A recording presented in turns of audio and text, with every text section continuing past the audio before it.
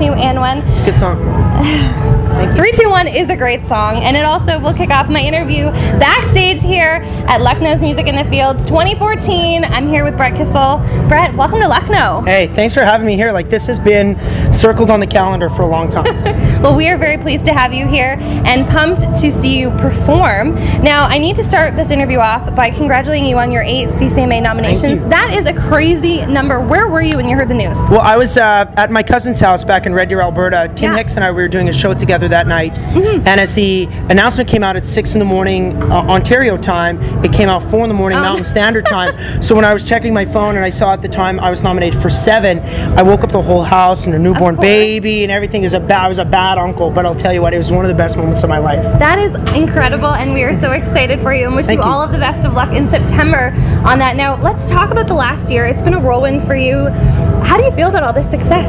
Well, you know what, sometimes success is gauged in many different ways and directions and stuff, but for me, we've just been very excited that, you know, our songs have been played on the radio. I've had some great opportunities to play some great festivals like this. So, you know what, that's definitely been successful in that regard. But we're having a good time doing it. This is all I've ever wanted to do, and finally we get a chance to do this coast to coast, so I'm really lucky.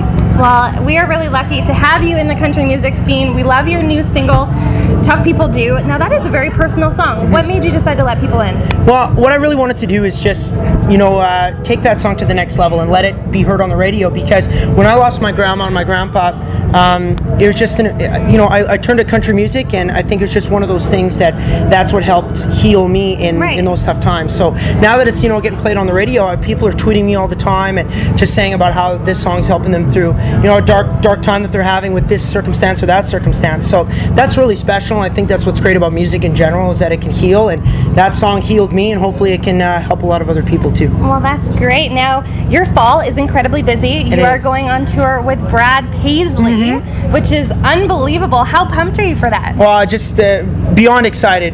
Brad has been one of my heroes, you know, growing up in the country music business, and you know, it's interesting because I read his book called Diary of a Player, and I loved, you know, everything that he said, and I felt he and I had a lot of similarities, and I was talking, you know, to my family. I said, geez, I wish I could tour with that guy. Is there anybody I could tour with? It would be Brad Paisley. Wow. So I bet you we'd get along. And sure enough, about a month later, I get a call from my agent. It says, you're going on the road with Brad across Canada. And I jumped up and down like I won the lottery. Like, I was giddy and I was kicking my feet. And like, woo! It was the best time of my life. Oh, well, that is so cool. And we look forward to seeing you open for him. That is unbelievable.